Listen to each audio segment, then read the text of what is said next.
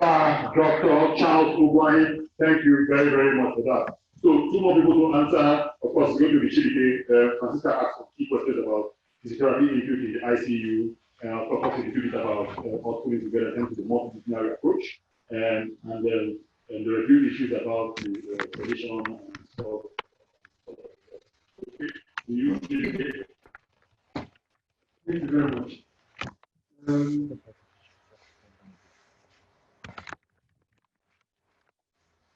Actually, from my presentation, I made it clear all the things I was saying has to do with patients that are actually neurocritically ill, and most of them are actually on ventilator. Then I said that treatment is actually individualized. So if before you commence any treatment, you have to properly assess the patient and know what the patient actually requires. For patients that are actually on mechanical ventilation, that doesn't stop you from doing neck mobilization. You can times we can just discontinue the mechanical ventilation just for a few seconds, mobilize the neck, and as well put it back. Limb exercises is very, very important. Joint mobilization, and as well we can as well do percussion, vibration, shaking, depending on the hemodynamics of the brain. So that is a normal way to answer the question. Thank you. Francisca is shaking her head, which is happy. When you come towards the Valentine. Okay, this is just posting towards the end of this. I think we have one more presentation, I think. The answer to your question, Francisca, yes, we monitor the sedation score using the normal conventional Ramsey sedation score scale. And obviously, my center where I practice is also in the monitor chart. So you monitor and implement for patients who are on sedation. So I don't know, you can suggest your facility here, they can design the chart where I will also employ Dr. Charles Ugwanye, who is the consultant neurosurgeon here, to help in talking to the management to design the chart that will inculcate that. Thank you, sir. I guess the big question will be who has more influence in doing that? Will it be Francisca, who is actually an ICU nurse, or will it be because at least who are working on the chat more? Oh, the chat more. But you want how to do it. Okay, you are an ICU nurse here, national school. Are you not working? Yeah, you're ICU nurse. You use the chat more. If you think that, because one of the things that I then talked about was you being a patient advocate, isn't it? Okay, so if you think that the sedation score will help on your chat, and so that you go to your matron or your student and say, hey, matron, I have something to discuss. I think us putting a sedation score on this chart will actually help you know, the audience of providing care for this patient and benefit the patient in the long run. I'm not good. I'm going to be thank you very much for those questions and comments. I'm going to be handing over to Alex. Thank you very much. Thank you for the presentation. Awesome. So we are coming to the end of the course. We are going to our last presentation now, which is effective communication with verbal, non-verbal, and written in the neurocritical care setting. And our presenter is the ever vibrant. So there will be no dull moment here. This last one. Our presenter is the ever vibrant Dr. Douglas Oko. Thank you very much, Alex. Also, thank you very much, Chica. And thank you, everyone who's in the physical audience here, and all my people on Zoom. I holler at you all. And let me see if this works. Oh, it works. Okay, so that's me about 3 years ago saying that we know that in Nigeria we struggle a lot when it comes to the system, isn't it? We have inefficiencies and all the things that Francisca was talking about. We do struggle. So complacency is a recipe for stagnation. Continuous positive metamorphosis. We need to adapt, to things. Okay? Achieving the goal as the hallmark of excellence, despite our issues. See why? Don't go anywhere, I need you very soon. Despite our inefficiencies, one of the things I told the clinician a few months ago was that despite our inefficiencies, we can do better than we are doing now. Francisca, you agree?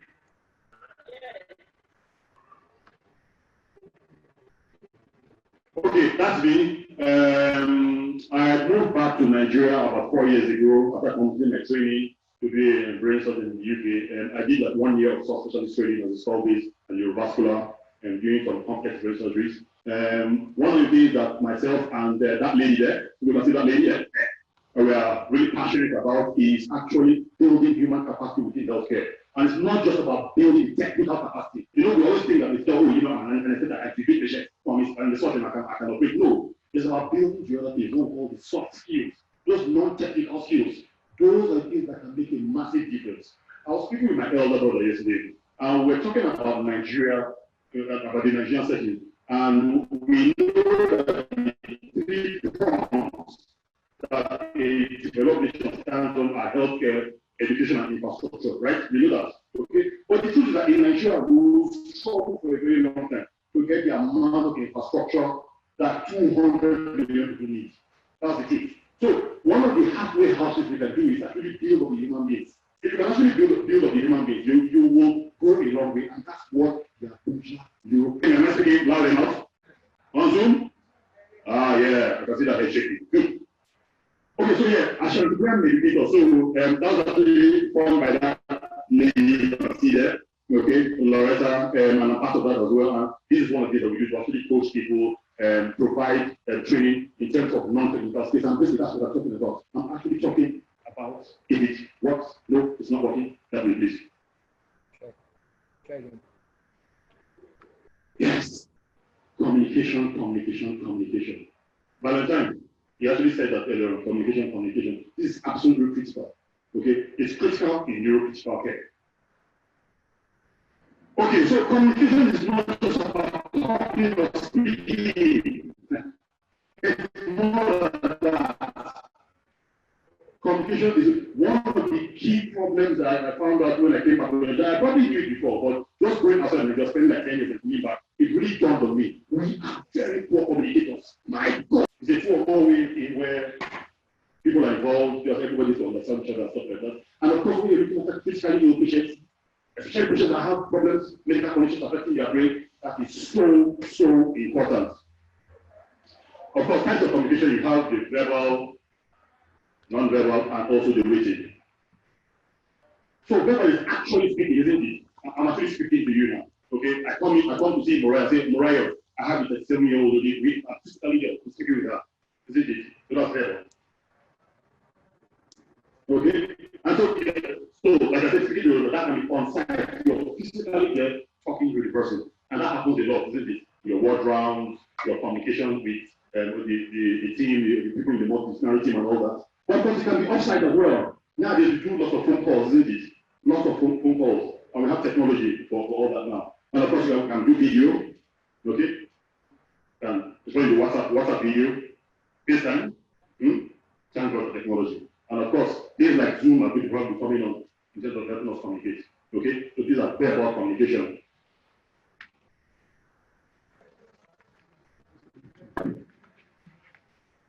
Help me take that off, please. Thank you. Okay, so the non-verbal part of the communication is one of our big problems.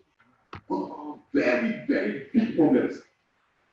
It's not just what you're saying, it's what you're doing when you're saying it, or how your body is, what you're doing when you're actually saying it. Okay? What you do while you speak. Your body language. That part of the communication that you don't hear, or most of you see. But also sometimes you can feel it as well. When you're actually speaking to someone on the phone, right? You're speaking to someone on the phone, you can actually get an idea of how the person's face is. You agree with me? Yeah. That's why I'm speaking and telling you, man. This consultant, when this problem won't speak. Yeah? And that's what I'm saying, that it comes to even on the phone. Okay? So that means that in terms of building our capacity to communicate effectively, it feels like institutional awareness, understanding what's happening around you, especially in the setting of the neurocritical care setting, is absolutely important. Social intelligence, emotional intelligence. Okay? And of course, there's the written bit. We're all about the written bit. We talk about all the time. We'll document properly, writing reports and all that. Okay? Let me go back. Okay, one of the things I said here is the handover, isn't it? The handover is usually a problem in our setting. problem. One of the things I would advocate is to actually have protected time for handover. So, for example, if you're taking people by 9 a.m., please get there by 8:30 and actually have 30 minutes for handover. It's really important. Okay? It's actually, for me, the patient safety issue. Of course, remember, that's in red. That's in red. There was a patient I looked after once upon a time, had a severe spinal cord injury, and for 36 good hours. 36 good hours. The patient was desaturating significantly, okay, had issues with the tracheostomy, right? And on the documentation on the chart itself, there was 78, 86, 60, you understand? For 36 good hours. Here was very good documentation. Fantastic documentation, isn't it?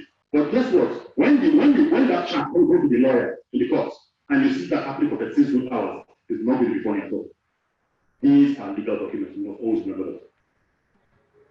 Okay, this is a fantastic technique, okay, for communication, for effective communication. In any setting, complex of the critical care setting, where you're looking at very ill patients that have complex care needs. Okay? So, we call it IS-back, okay? So I is actually introduction, identification, or identify. Okay, there are a good number of times I make a call. Hello, hi, this is Dr. Neurosurgeon. And then the person on the other side of the phone is just talking. And I'm like, sorry, who are you? I've introduced myself.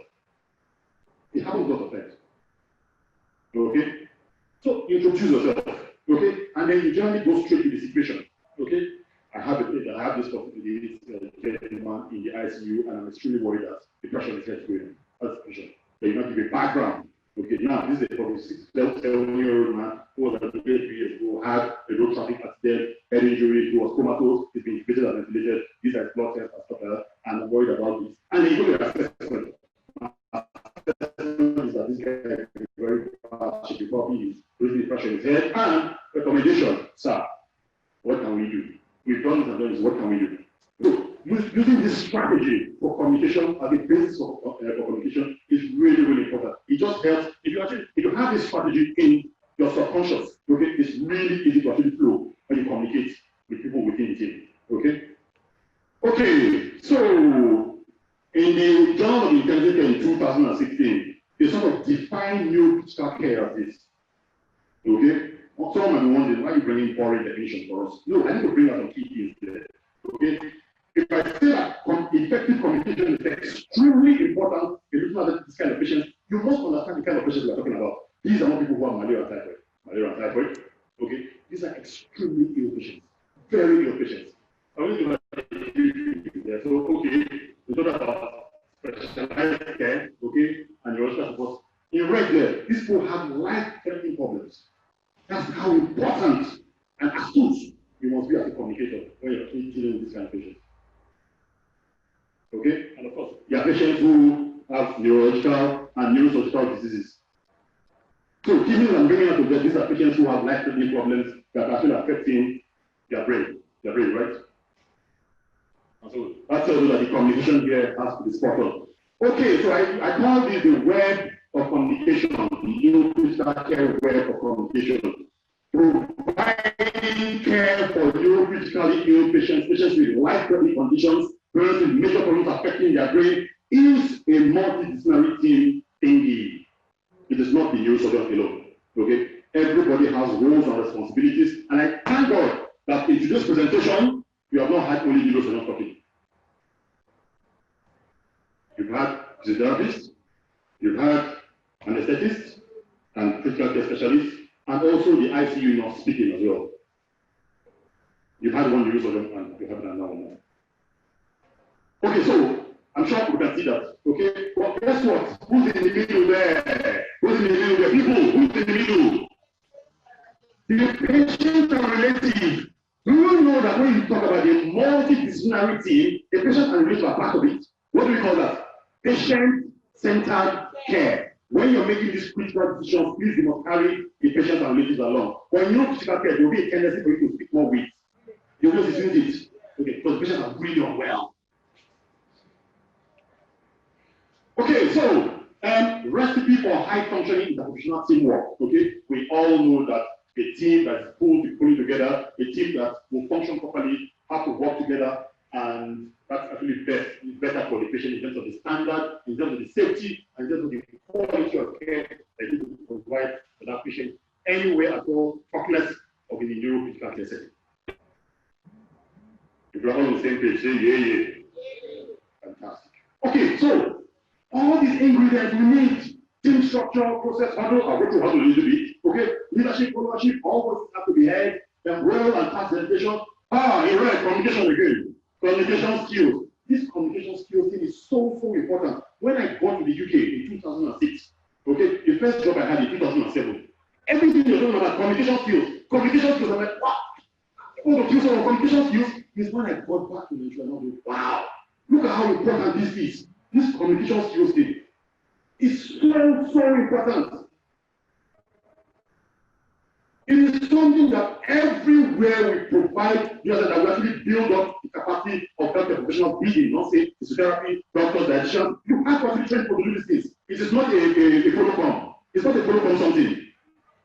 That's why this kind of course is so important. And of course, you can see close people go through that and SBAC, for team dynamics, psychological safety, being open and inclusive is really important. Teamwork all around us. So interprofessional collaboration takes shared values, ethics, collaboration, understanding, and respect for both of all teams. Communication again, wow.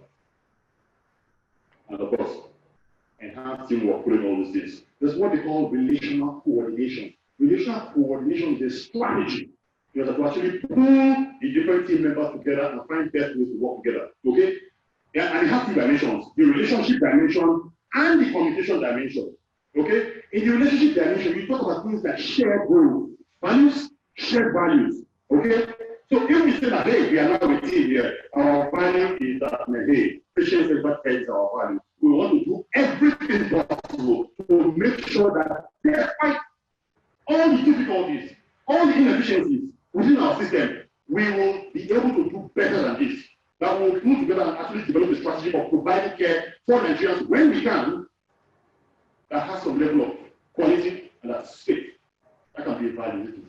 Shared values, shared goals. Second thing in this relationship dimension is what we call shared knowledge. And that's actually what we're doing today. We all know that by the time what has an idea of what Charles does, Charles has an idea of what Mariah does, Mariah has an idea of what Kuchibike does, shared knowledge. Do you know that our communication will be much better than this year?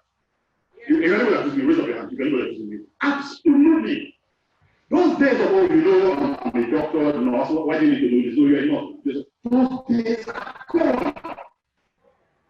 Those days are gone. Those days are gone because the patient is more important than the neurosurgeon. Anytime you need, guess what? Switch them around. The patient can never be a neurosurgeon, but the neurosurgeon will be a patient one day. I promise you.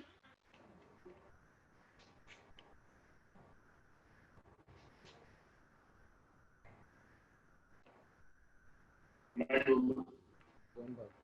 No, I can't get those back. Okay, so engagement of this multidisciplinary team, disciplines, coming together, teamwork, pulling together. So you will get this kind of engagement. The ICU not putting together. This the junior doctor. Junior doctor means anybody who's going to consult. I hope you all understand. So your medical officers, medical officers on Zoom, your senior registrars, they're all junior doctors really. Okay. So you have junior doctors talk to the specialist now and again. Actually, a lot. Where's CY? CY, I'm sure you speak to Charles a lot about patients, isn't it? Okay, so this is for you. Communication, really important. Of course, I'm sure you get the anesthetist and the specialist. What someone saying that, oh, please don't quarrel with us. There's a tendency for the quarrel now and again, isn't it? And I said, come on, push patients to sleep. Come into this patient. Okay, and of course, there will be a tendency for, of course, especially for all of us within the healthcare team, to actually speak to the patients and their relatives. And like I said, in the neurocritical care setting, there will be a tendency for us to be speaking more with the relatives. So this is that critically feel very, very well at complex care needs, like I said before. Okay, so I'm sure you can all read. Who said this? Somebody said this just now. Where's Valentine? Yeah, you said this, isn't it? You said in that red thing there that it's best for the multi-parent to be present when briefing or communication, when this communication takes place with the family. It's best for everybody to go there. And I do that a lot, especially that first briefing. A patient has come into ICU really unwell, the family are waiting and say, hey, anesthetist, ICU nurse, whoever's around, let's go speak to the patient one day. Absolutely important. Okay? Now, I might be the one leading the team to actually provide care for that patient. But guess what? When I actually get there, I introduce everybody introduce themselves to the patient relative. And after I finish talking my phone, okay, everybody else is given a chance to speak as well. The anesthetist speaks, the ICU nurse speaks, and everybody is just on the same page. Absolutely important. Guess what? If your mother, your father, or yourself is in that kind of situation where you need care, you want everybody to put together and actually come and speak to your relation or speak to you. True? Hands up. We are agree with me? Wow, they're on the same page. I love it. There's a video here. Can you play? Can that video play? Fantastic. So, huddle.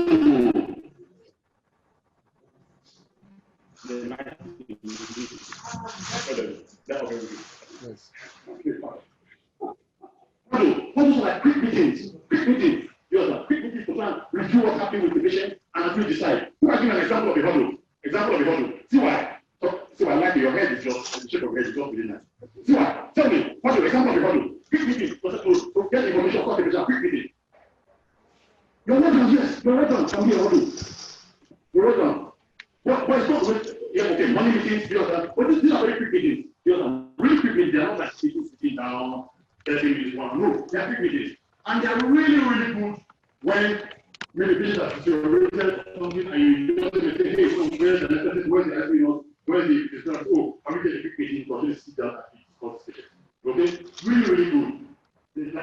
I love what I think. It helps the team. Everybody within that team can be on the same page.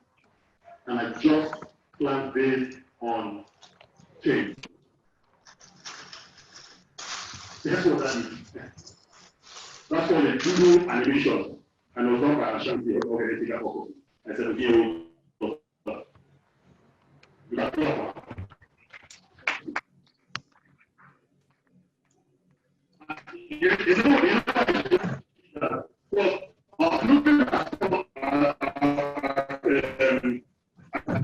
slide about audio and actually people putting together to say, hey, why I'm not going to be a white person on my slide, just I'm being a black person. I have to put it so that you represent my people.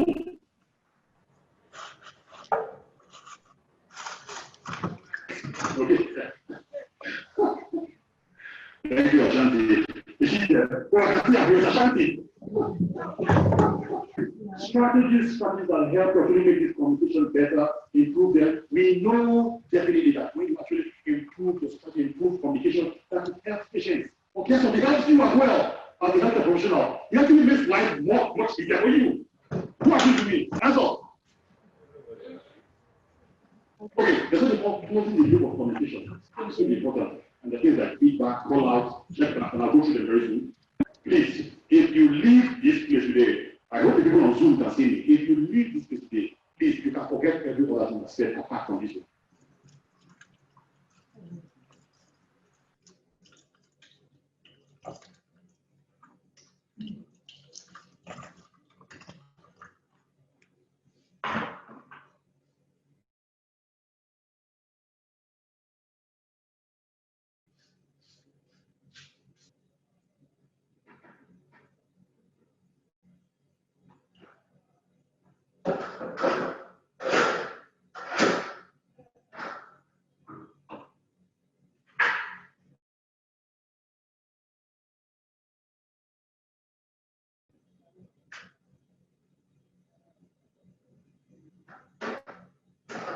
I think we had a temporary glitch. I'm just double checking what's happened in the main hall. I won't be surprised if it's the similar issue as before. They must be trying to log in.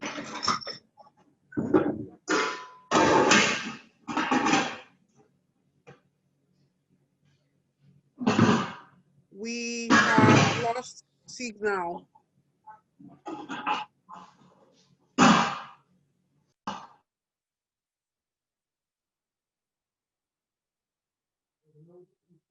So they are trying to log back in.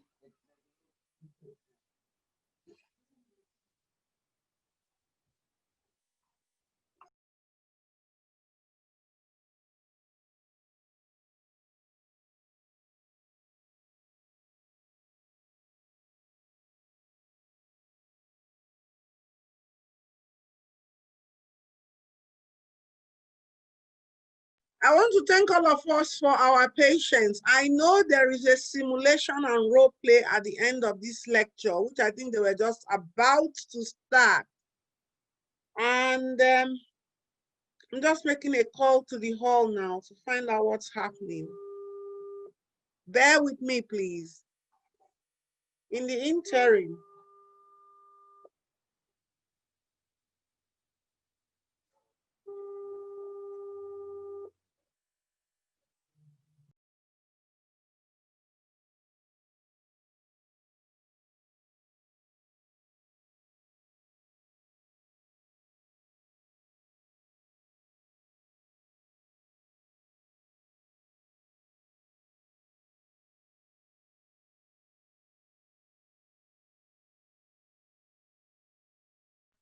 I've been reliably informed that they are coming back in, but in the interim, we can listen to some music.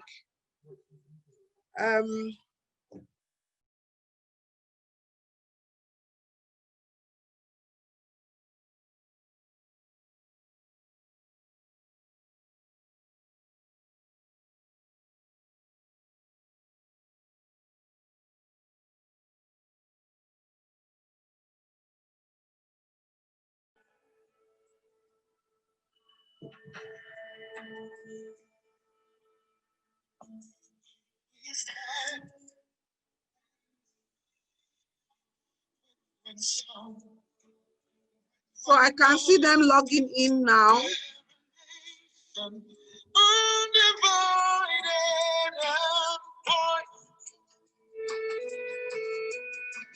We will take us down and build our land in faith to defend what is ours.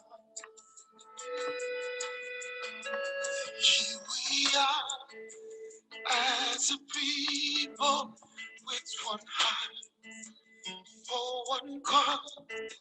When it's time to rebuild and restore,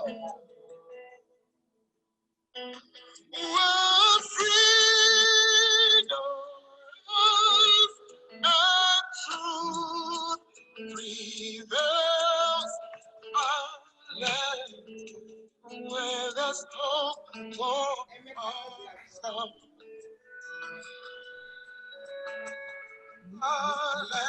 We need to share the screen, please. So we are back. If you can help us. Yeah, we are back. We need to share screen. You guys need to enable us to share our screen if you can, please. Thank you. Yes, we are just doing that now. We are doing that right away. I want to thank everybody on the Zoom. And once again, send your emails and your name to the email address for your certificates and slides. Absolutely. Thanks for repeating that. Thank you so much. I've had to delay my presentation because of you guys on Zoom. I love you guys a lot, so because of you guys.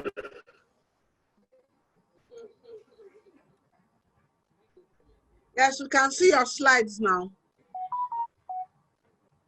Okay, can you guys share the presentation now? Are you guys Yes. slides? Yes, boys. Yes, we can. Oh, fantastic. So can I go ahead? Can I go ahead? Yes, please. Thank you. Thank you very much. Okay, so where were we? We were talking about flattening the hierarchy. Flattening the hierarchy, that's really, really important. And of course, communication, the communication dimension of relational coordination. It talks about communication that is accurate, that is frequent, and that is, what's that? Okay, so, I'm stuck.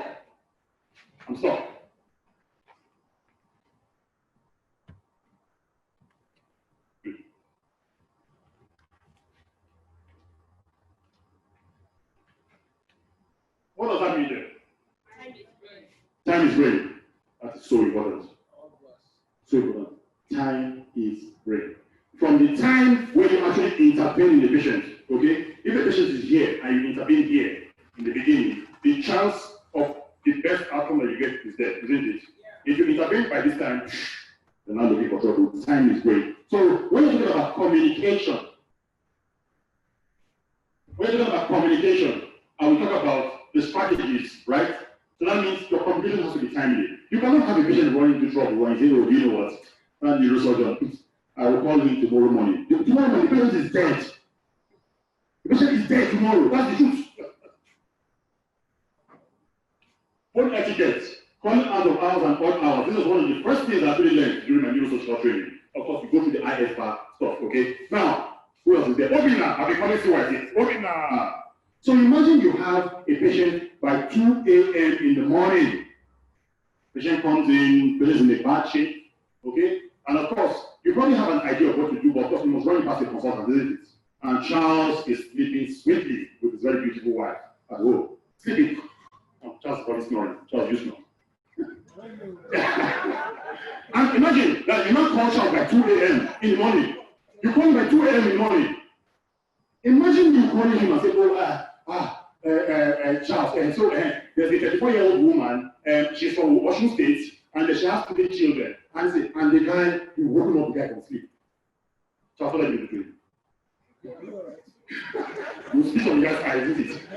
You open his eyes and speak inside, okay? So that means so out of our 2 a.m. in the morning, you must go straight to the point. Of course, you have to apologize first. Oh, sorry, Dr. Wine, I'm really sorry for calling you this late. I have a 34-year-old woman who's been in RTH, patient is GCS 6, localizing, and the patient has an expiratory of we need to actually remove the surgery of the. What do you think is going to happen to Charles? He's going to wake up, oh, wow, 34-year-old woman, expiratory, please tell me more. When you call him and say, okay, 34-year-old woman, you know that she has fiber marks on her face, she has one brother, he hates that brother very well. Charles was like, okay, just kill me now. Okay, so, what is this? Come on, Nigerians, what is wrong with you? What is so hard? You say please and thank you. So sometimes in my theater, I tell people, yeah, everybody says please and thank you. And what is this thing with Nigerians? When it's time to do gist, gossip, or something, you have power very well. When you sit to a theater, maybe someone will pick that thing. You do like this. Can you just say, oh, please, sir, I want to stretch and pick that thing. Can you help me with that thing? What is wrong with your mouth? Does it happen to you guys a lot? You're somewhere and someone is stretching like this and pushing you out all the way.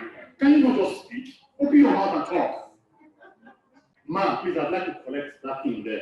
Can you please help me with that, ma'am? Then the person hands it over to you. Thank you very much, ma'am. Thank you, and please. If you not say, this is not your culture, but we need to push it through our head. Eh? Okay, we're talking about closed group communication. Okay? So, be specific about who you're speaking to, use names like that. So, you have Charles and CY and Obina. 10 minutes away, that's right. You have to give me time, we're doing some Europe at the end. You have Charles, CY, and Obina, right? They are in the water, and they are seeing the patient, and then Charles is like, okay, there are 2 of us here, and there's this patient.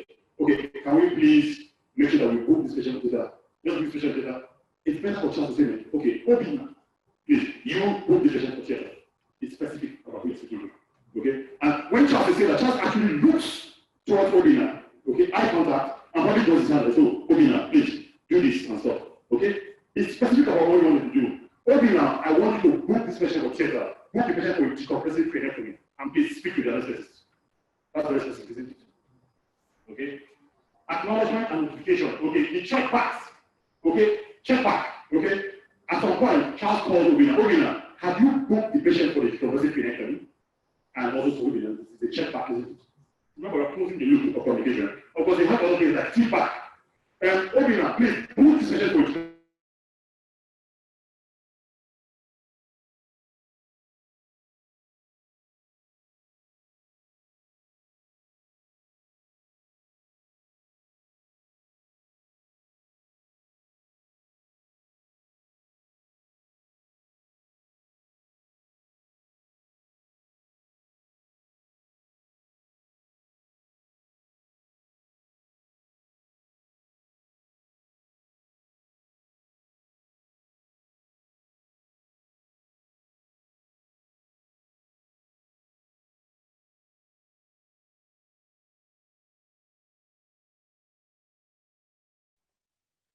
Apologies. It looks like Zoom is telling us that we should start thinking of leaving. It's become more and more erratic, but they are trying to log back in. Just listen to this music.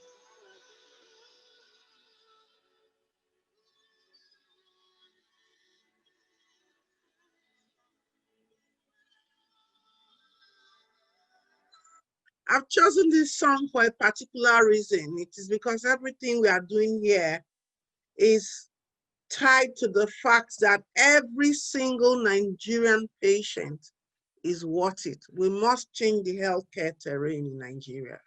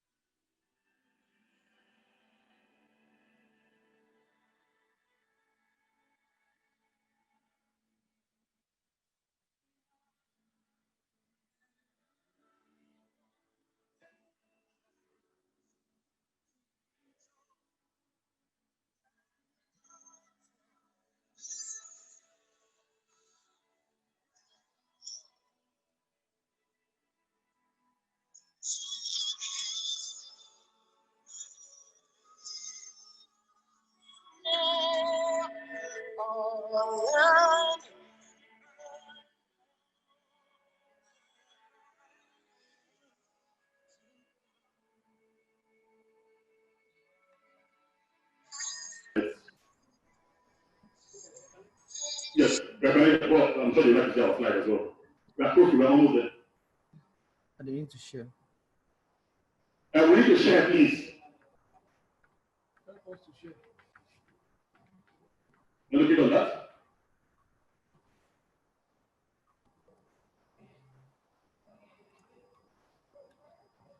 You can share your slides now, please. No problem, we're doing just that. Yes, you can share now. Yeah, we're trying to do that.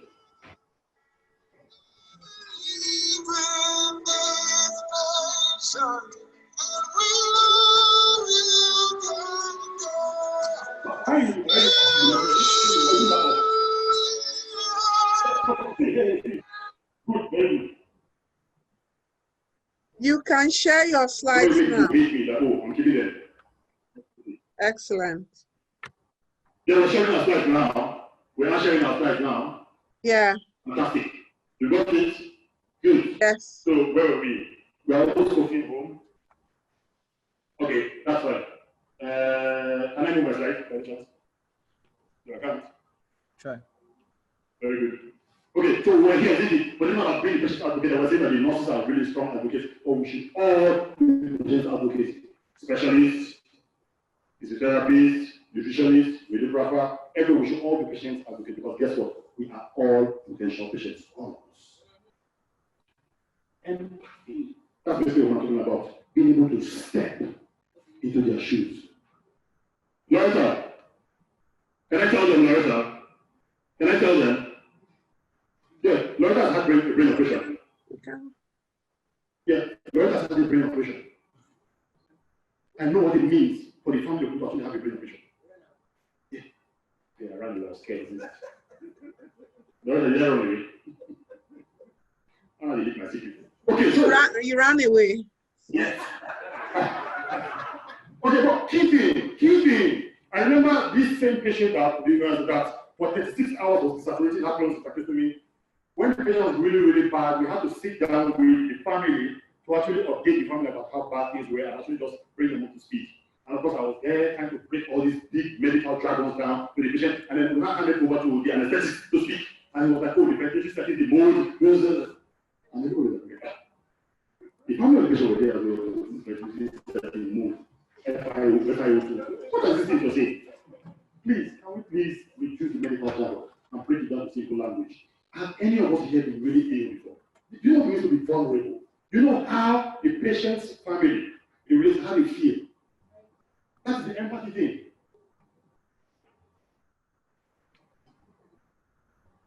Specifics, you let patients and relatives know in the neurocritical setting. Okay? So, this is really important. Again, I talked about one thing that you must not leave here with. Flagging the hierarchy. Okay? That is so important. Another thing that you must remember is what are the specifics that you tell the relatives of the patient who has, in a bad way, very unwell. Okay? And they are very specific. Number one is what? Diagnosis. Please, you have to let them know what's this. Very important. Okay? Second thing, the severity of the medical condition, and that it's not a bad idea to classify things for them. Your mom's medical condition is life-threatening. Your mom's medical condition is serious. Your mom's medical condition is stable. You have to classify for them and give them an idea of prognosis. Very important. For those who work with me in diagnosis, sometimes they're like, you just tell them everything. Well, please tell me, does it make life easier for you? It does. It really does. Somebody was telling me one day, I don't understand Nigerians. I said, hey, I went to a secondary school where people don't wear shoes. I'm an area boy, proper area boy. The problem is that Nigerians don't understand me yet. I understand Nigerians very well. Very soon they will understand me. Okay, so diagnosis, severity, or prognosis, and I can see this. Put this up, put this up. People need to see that. People need to see that. It's very important. Put this up, put this up. Finance! Please, you must always let the patient's family know that looking at this patient is extremely expensive. Please, don't leave this out. It is so important. You know why? Because you want people making an informed decision. Hey, looking at this patient, the patient is very bad way, patient's condition is life-threatening, the possibility of this patient surviving is really low, because the prognosis looks guided really poor. Because if you still want to go ahead, that's fine. But looking at your patient is going to go through millions of naira. Looking at that patient that is extremely expensive. You know what? We don't even have to do it at home. Okay? We'll just informed decision. It's an informed decision. Please, can we do that? Am I stuck again? I'm stuck again. I'm stuck again. Silva, what are you doing on your phone? I'm doing my Okay, so in continuation, please don't lie to patients and families. Don't lie. There's a tendency to lie, especially in this part of the world. Because I remember the day a lady was transferred all the way from Benin to Abuja to be looked at. She had a subarachnoid hemorrhage from an aneurysm. And I was, what was I doing? I was giving a talk in the Anglican church. And this was being driving away from the Anglican church, and I was going camping. And they called from one of the friends of the daughter of the woman, they are doctors, and the guy called and said, oh, the family of this woman, they really have lots of hope in you. They are really looking forward to you. The first thing I told him was, hey, I'm not a magician. I am not a magician. Okay? I will provide the best care for your mom within the limitations and limited resources that we have in Nigeria, like I do for anybody. I'm not a magician. We do have limitations, we have gaps in our system. Okay? You tell them the truth. Okay? If there's a complication, if you're a neurosurgeon and you don't have complications, you're not operating enough. That's the truth. When that complication comes up, okay, and of course, when you're concerning them, you tell them about the possibility of this complication. When they come up, you actually talk to the family of the patient and let them know about the complications, and also take responsibility and deal with it. Please do not lie. Please do not alter the truth, but try and think with some empathy. I wonder the empathy thing. Maybe it's my personality. Sometimes, what do you feel like I show empathy? Maybe I need to let that one. Okay. That's what they call the duty of candor. Okay? The duty of candor means, please, can you please let the patient and the relatives know exactly what the issue is and what is happening, even when there's a very, very severe complication. Please, very important. The tendency of anybody suing you is much less with this. Oh, remember again. Okay, so just some quick techniques that I finished basically. Quick techniques that you can use. Okay, that is very helpful. As a patient or a patient's family or relative, if I'm getting this kind of feedback from healthcare professionals, I will appreciate it. So instead of saying no, what can I do? No. Okay, what I can do is this. Okay, Instead of saying, I don't know, instead of saying, I will look into this and get back to you. Instead of saying, it's not my job, we have to because it's not my job. So it's easy for you to say it, but when you're the rules are reversed, you know how it is. Instead of saying, it's not my job, say, I will transfer you to someone who can help. I will get someone who can help you. Instead of saying, calm down is really irritating. Calm down, just calm down.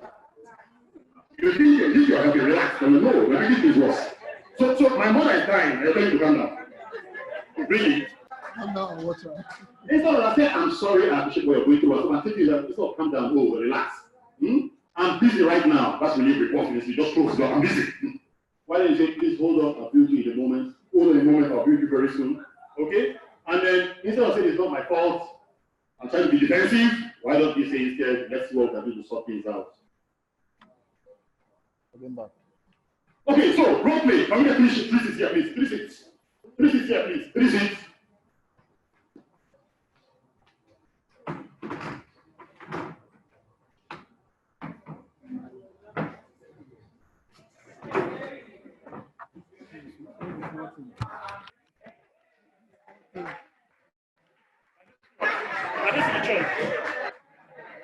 Can they see the chairs?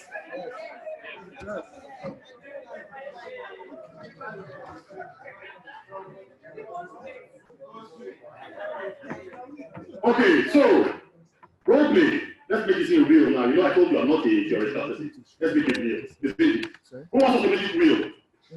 People on Zoom, you want us to make it real? Okay, that's fine. So, this is a patient, a 60-year-old right-handed man. He's a banker. Okay? He's a banker. He has a background of high blood pressure, he's diabetic, and has high cholesterol as well. One good day, he has something on his hand, bang, they throw an arrow at him. And then, he has headaches, automatically, he can't move his hand, and then he just progresses and he becomes unconscious. Of course, they bring him to the A&E and they do all the standard stuff. They're fantastic. Which hospital? Let me call it also. But it's a fantastic hospital, man. They've sustained the guy, they've stabilized him. They find that he's unconscious, so what do you do to unconscious patients? You intubate them and stabilize it, and they take him for the scan. Can you move that out? Let's go see the scan, please. And that's the scan of the patient. That's the scan of the patient. Can anybody see that? That's the scan of the patient. What do you think has happened to the patient? Anybody, somebody, please tell me. It's just a raw bleed. Big water, just because it bleeds into the brain, isn't it? Is it left or right side? Left. It's left side, so it has a bleed to the left side of the brain, isn't it? Okay, move this up. Okay, now, this patient has had this scan, and that's the problem. The patient is in the ICU. Since the patient is unconscious, he's been transferred to the ICU group. He's intubated. But the bottom of talking about intubation this morning and ventilation. Mechanically, ventilation, they're connected up to that machine. COVID-19, ventilator, okay. And it's deeply sedated. Francis talking about sedation and the sedation score. So the patient has been put into artificial coma. Now, the task for the specialist and the accompanying ICU nurse is to come speak to the wife of this patient. Now, remember, this is the first time they actually speak to the patient. The patient just entered the ICU. Guess who the wife of the patient is?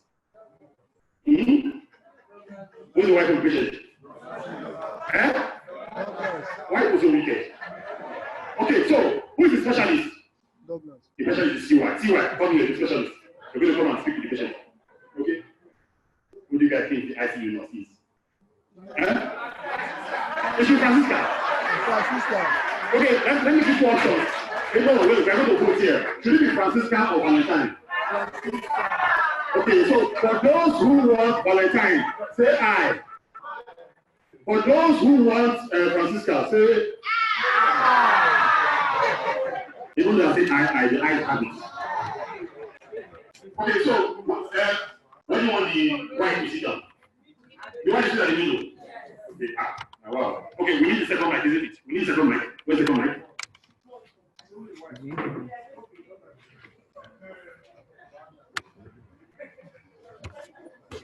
So I'm going to hold one mic and be patient, and then the specialist is going to speak. No, specialist is not going to speak most of the time.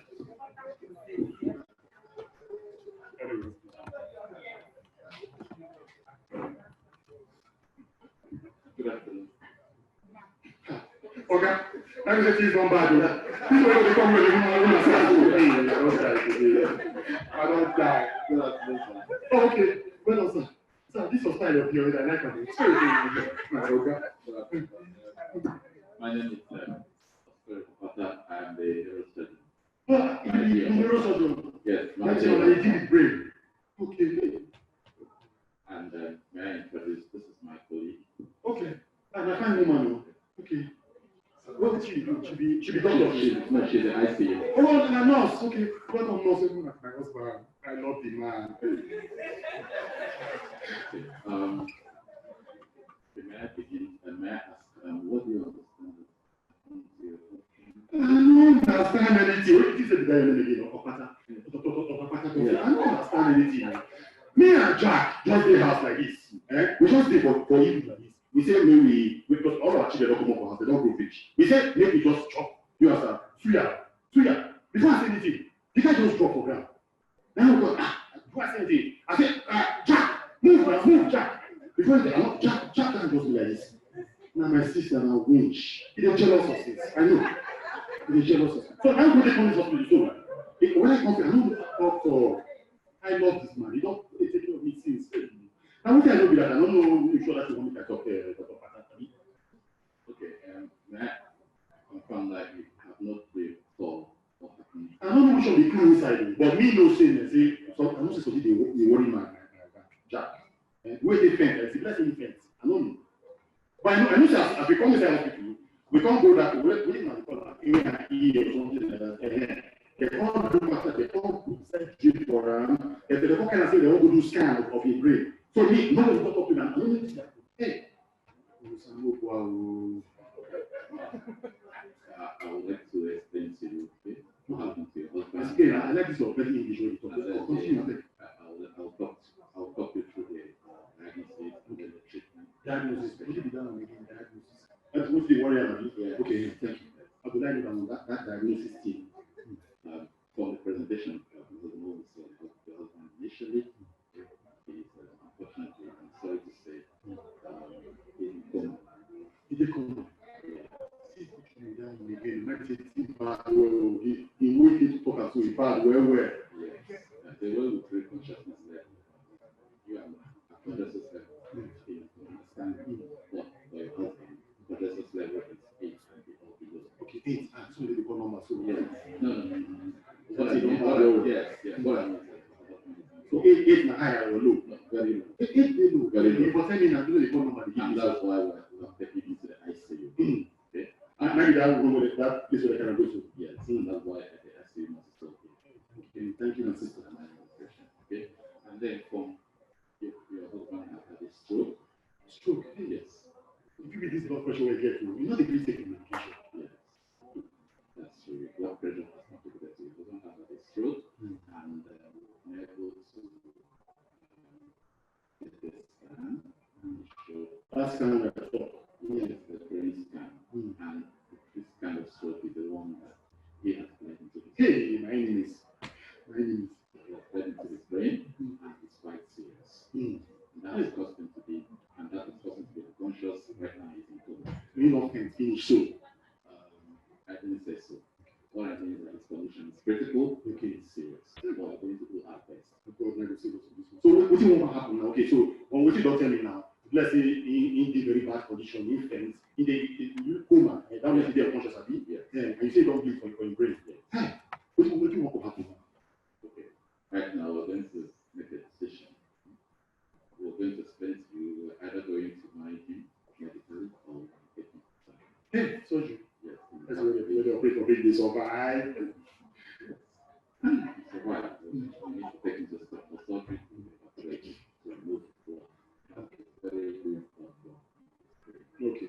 But I must warn you at this juncture it's a serious operation. Okay. What happens after that cannot be easily predicted.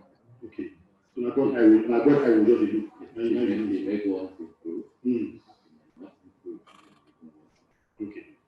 But we'll be doing this and then sometimes we have good results. Okay.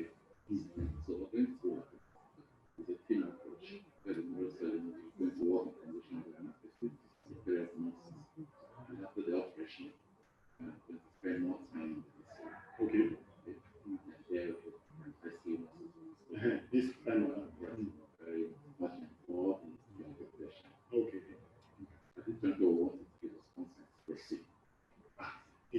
operation, life will keep help the man. So maybe when you know that the woman now, I know woman to get power. I'll need to see call his brother, call his people, all them and stuff. How long will it take? So if you do the operation in 2 days? I'm afraid not. Like I said, it's brain injury, and what is happening very fast. You can see the way we were just talking and suddenly it's long. Yes. And they don't want me So it's less than an emergency. Yes. Emergency. Yes. You cannot wait. Okay. So with this motion I'm giving you, I should be able to please make up your mind. Me, I go hold ground. If my town I go help and I'll be go ahead. When people that will write down how to come down. Yes, please give us consent and possibly wait. I will give us the way don't be blessed the operation here. So yes, let's do that. Okay. But if you give us please you sign it, I can take it moderate, and after that we'll continue. Okay. So this ICU care we talk to how long Jack within the 2 days? No. Not likely to be 2 days. It's going to take a while. After that, if we stabilize, we find the ward and the therapy.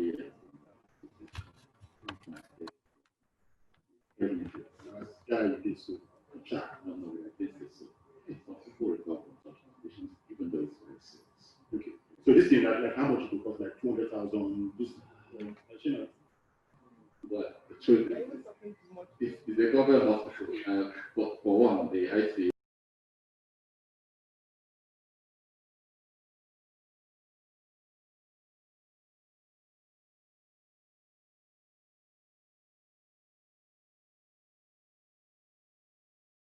But just say last plant, like 500,000 to cover everything. No, you go tell me since now, Dr. Wapaka, they call you. Shall I tell you I like your head just now? You say, sorry.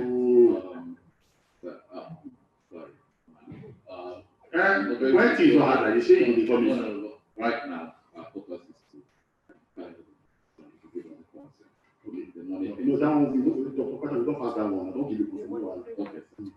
I don't know whether Francisco. Now your name is Francisco. Fine woman.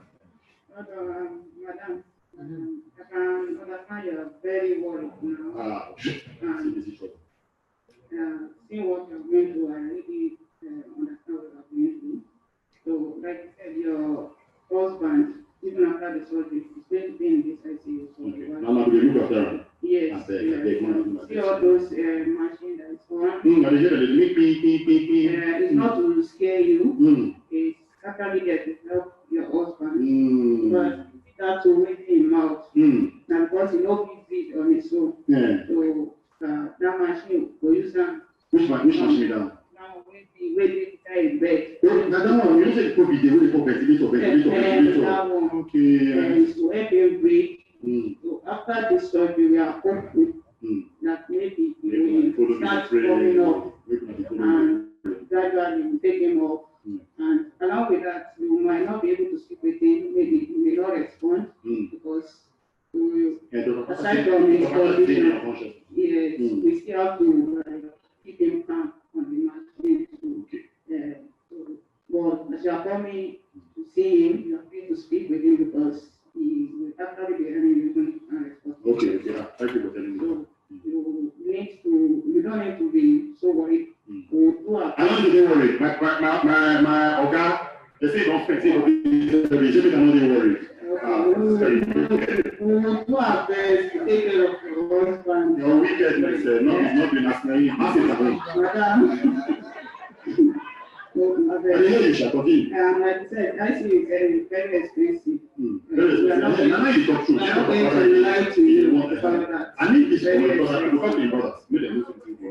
So we cannot say specifically that it's going to take 3 days, 4 days. No, we can't decide that. So that 200,000 is just a deposit. Okay, now just deposit. Yes. Even as you tell me so, because as you just tell me so, Madam Francisca, like I said, I know what to go tell my brothers now, the entire family. Because those people, they get money, my husband train them. Now they don't get money, they must bring money. But thank you as you tell me. Thank you very well.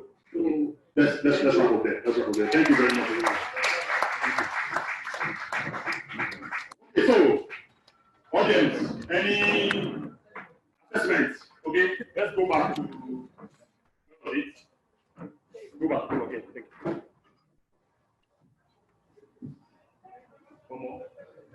One more. Okay, yeah. Okay, who you with now? Yes, I can.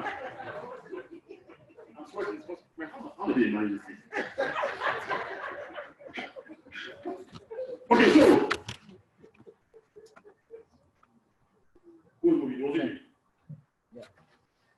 okay, so specifics about where you're speaking the related, isn't it? And you had a specialist and an ICU nurse speaking to the relative there, the wife of the patient. Now, in terms of diagnosis, severity of medical condition and prognosis and finance, do you think they covered that? Anybody want to comment? Yes, I've got a comment. I've got a comment from my side, Mr. Oko. Can we hear me? That's a very fantastic initiative.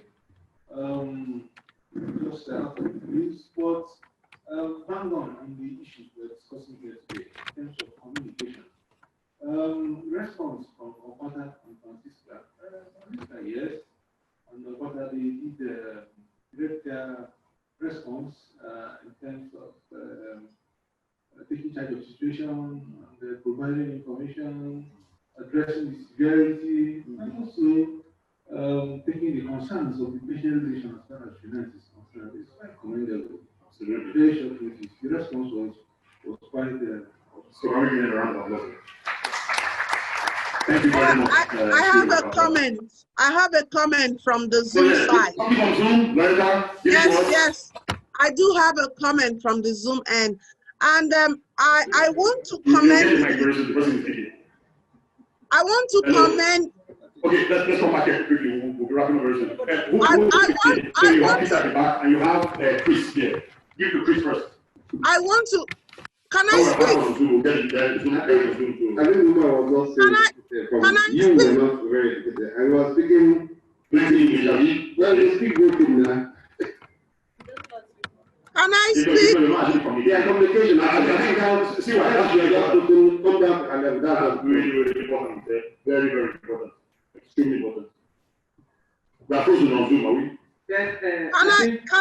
Can I speak? The consultant was not able to take control of the flow properly because he was allowing the patient relative to talk and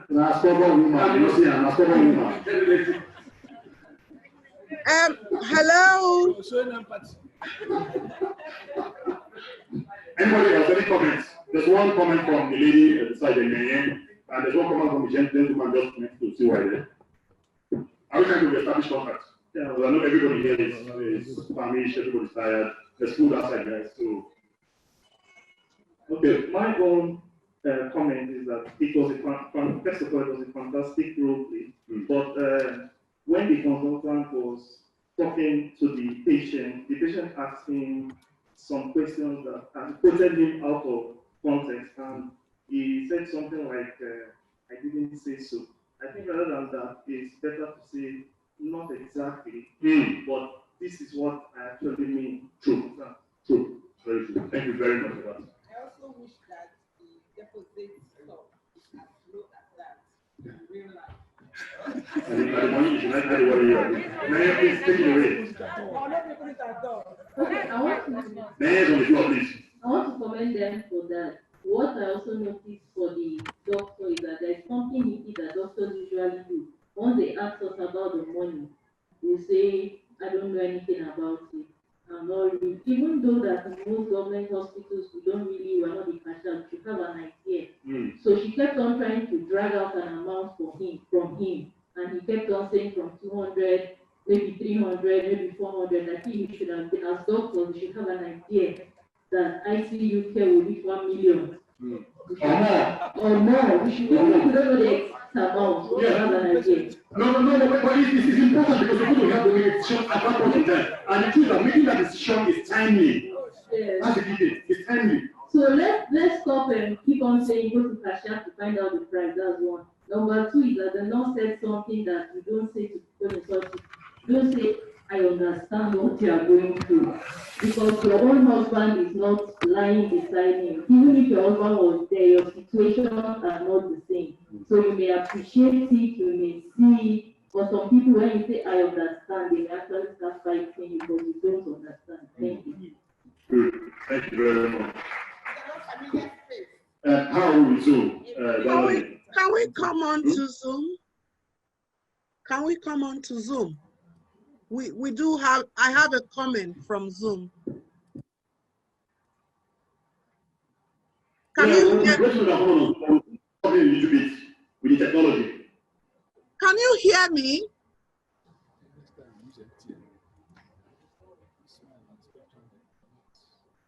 Can we hear me?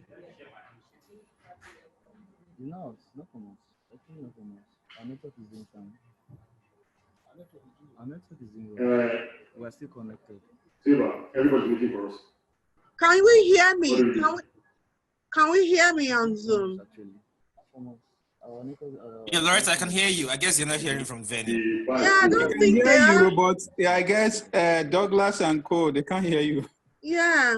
Okay, any other comments? Okay, so Obin has a comment. You can take the speakers down to him, please. Speakers down to Obin. Thank you. We are still connected, actually. We are still connected. Yes. In ICU, you know, you don't know the exact cost it could take, or sometimes maybe as high as $1 million and more. In your experience, Obina, for the patients you look at in nationals, for example, have you ever gotten an idea for patients who spend 2 weeks, 1 month, how much have you spent? You have a rough idea. Up to 2 weeks would be about $1 million. Bam! Yeah. You know, you can actually say that. Good. That's not the patient. See where I'm going. This woman is indigent. She's asking you. Some of them are asking to leave there to take the patient away at that point. And taking him away not to any other facility but back home for the man to die. Okay. And sometimes in the hospital, after the surgery, you have the patient at the hospital, the hospital social welfare comes in. Sometimes they may be giving some waiver. Okay. So in that situation, telling the woman the cost can even make her to have another stroke. So how do you manage those situations? I'll let you answer that question. Because you're going to face it up. Yes, that's why I'm picking it up, because it's not like we tell, oh, it's 2 million. At the same point, if you can manage the situation, telling her they make initial deposit of 200K, surgery will be done. You understand that the other costs will be as the patient. Let's see how it plays out. Okay. You understand? But from what she said, that the patient should have an idea. Give the woman 1 million, she will take her husband home. Well, you do have a point. So where is the halfway house? Because the patient, the relative must have an idea. Has to have an idea that, hey, this is not cheap. Okay? But if you do have strategies within your own hospital that can actually help these people, you bring it up as well. You actually bring it up. Yeah, what we do, like you said, the ICU deposit and emergency surgeries, we tell them the cost of the surgery, but that they don't have to pay immediately, which is about, for craniotomy, about 250, 375,000 naira. So, but the eventual cost of the ICU treatment after the discharge will be, there's something called bill update in the hospital that every week the patient bill is compiled and the relations are updated about that. So it's not really the doctor that gives the total estimated sum of the whole treatment, because some of them will give up at that point. We have a lot of indigent patients that come here, and we will not even get to the situation. So it looks like we need a halfway house, isn't it? Yes. Well, so basically what you need to do is that you still need to let the patient have a strong idea that ICU care and looking after such critically ill patients is not going to be cheap, but that there are options, isn't it? You must let them know what the options are. Hey, it's looking at this kind of patients is expensive, but I'm sure you love your husband or whatever, and you want us to put in the best. So what you can do is we have deposits of ICU for 200, and they do the operation is this, we don't need to pay all at once, but things will accumulate over time. And yes, we also have a social or whatever. I don't know how you do it. See, you need to actually develop a strategy within your own system that will actually help. But you must find a way to let the relatives know the cost, what the general cost of care will be like. It is not cheap. Because they have to do that. Okay, if not, you're actually hiding information from them. And yes, the patient saying, oh, I'm taking my group back home to go and die at home. That's a decision. It's an informed one. It's an informed decision. And if you people have something to say, Charles has something to say, and then later Can we hear the people on Zoom now? I can hear your Zoom now. We can definitely hear your Zoom now. Can we please make an input first before you go back to the hall? Patients must be told the truth. Patients must know the truth right from the onset so that they can make an informed decision. But while you're giving them that information, you also must not lose track of the fact that there is a very serious issue on the ground. The issue on the ground is that we have a life-threatening, critically ill patient to deal with. So the information should be, listen, madam, the situation is very critical. His life is threatened. It is a very expensive illness to treat. You are already in the hospital. You may decide, because the expenses are high, to take him away, but it is not going to be to his interest. There has to be a background. There is a serious problem. It is not cheap to treat. You didn't plan for this, preempt the patient.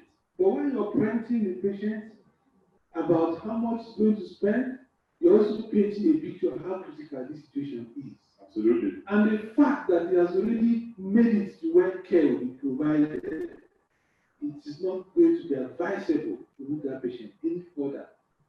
But you have to create a soft landing. It is our policy here, that you will need to deposit some money.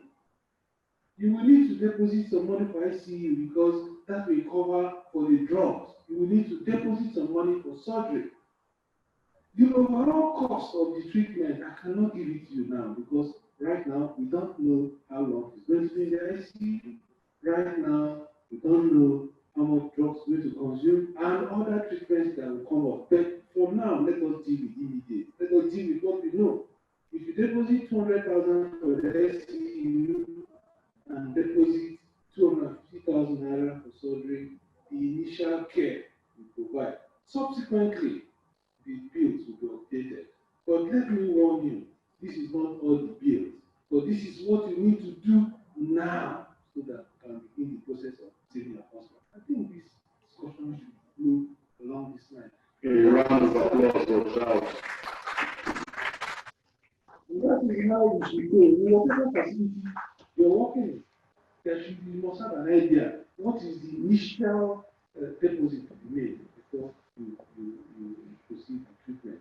Okay, thank you. Thanks. Okay, we are closing room. I know we have few people who need to make comments within the hall here, but we need to get our Zoom participants on board as well. So, Loretta, take it away. And the key thing is comments and questions about the role play and what our specialists and our IC must have done better. I am particularly passionate about this role play because I am a simulation expert myself, and I do teach in the clinical space. What struck me is that they've done very well compared to what we see every day. So kudos to those who did the role play. However, a few things stand out. You cannot do role play devoid of your own cultural milieu. So your role play must be domesticated. I cannot import what I do in the UK now and just transpose it on Nigeria. However, we can integrate the cultures and get the best. Now, if it was in the UK and you did that simulation for me, I will score you 40%. And the reason is simple. The patient kept speaking pidgin English, and I didn't see any of the healthcare providers there respond back in pidgin for a sustained period. As far as I'm concerned, that is completely unacceptable, because at the beginning of this conversation, we said communication was a two-way thing. Communication is not speaking. Communication is actually me understanding you. If it takes me speaking Hausa, if it takes me getting an interpreter, or speaking Igbo, Yoruba, or Pidgin, I must do it. I must do it to get those terms in. And with respect to the woman wanting to find out how much, you owe every single patient duty of candor. And Mr. Ugwai has said that. However, you must exercise emotional intelligence and situational awareness. Every patient's communication is different. That's the truth. There is no one size fits all. However, there are certain phrases that you will get used to in your area, certain phrases that will be able to describe very complex things. And with respect to the price, you can say, Madam, this thing go dear, but to start first, now so it go be.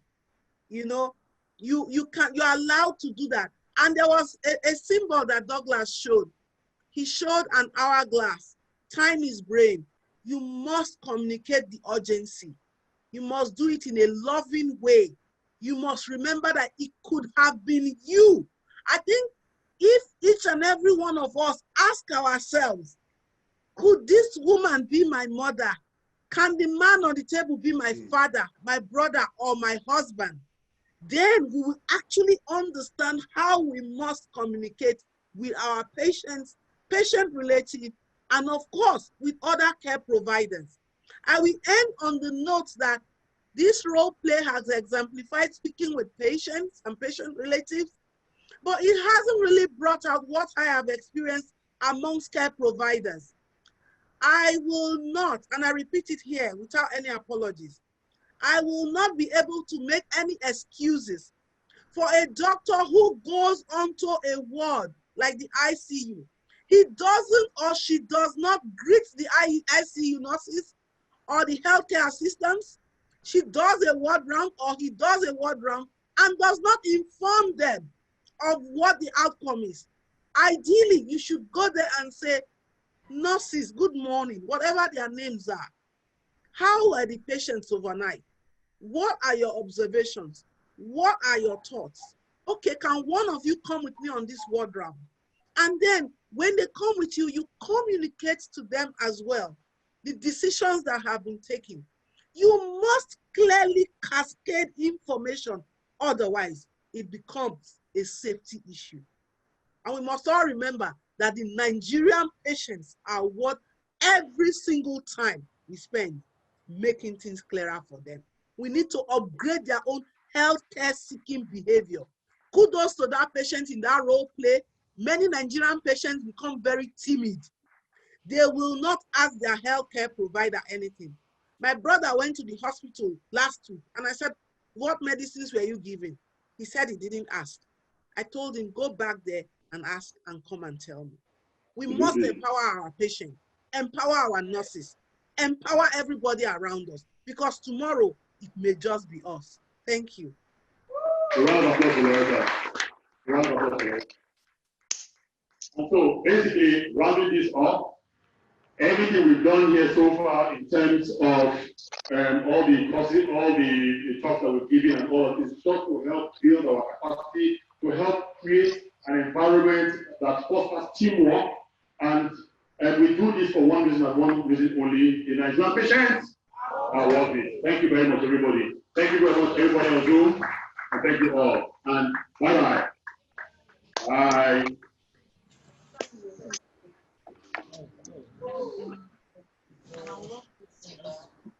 Okay, vote of thanks is going to be by Dr. Morayo Salahu. I'm handing over the mic to you. Vote of thanks.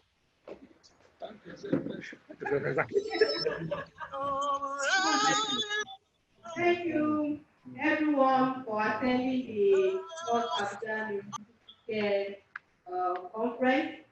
We hope to make it more frequent, and I hope all of us have enjoyed and are taking one of these away. Thank everyone for their patience, and God bless you all. Thank you. Thank you very much, Mariah. So, one responsibility for collecting food, because the school outside there, I think everybody rolls to the back and they just pick one, don't pick more than one. Only give you.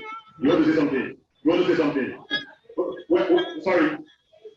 When you want to ask questions, when the class has ended, the soft copy of this, oh, this man here, this is soft copy man.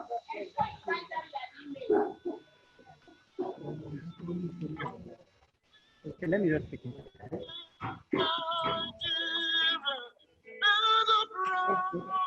There you go. Leave the Zoom on. Okay, the picture, there's a banner that to one side, but the banner is pressed like this, but I'm not going to the picture with it.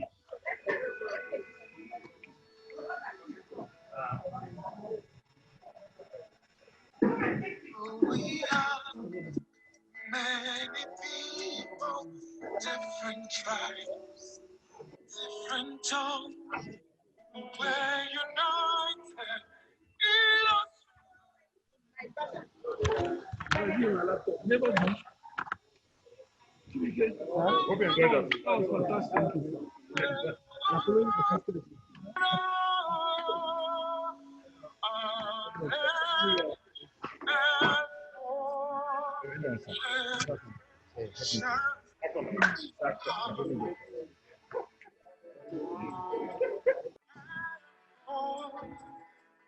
generations to come.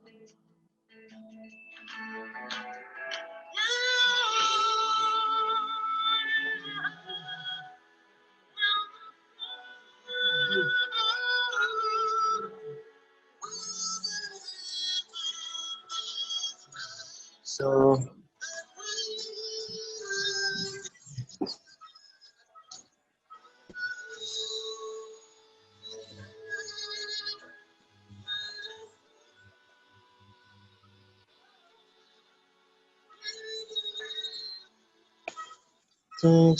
thanks everyone. Presenters are so wonderful.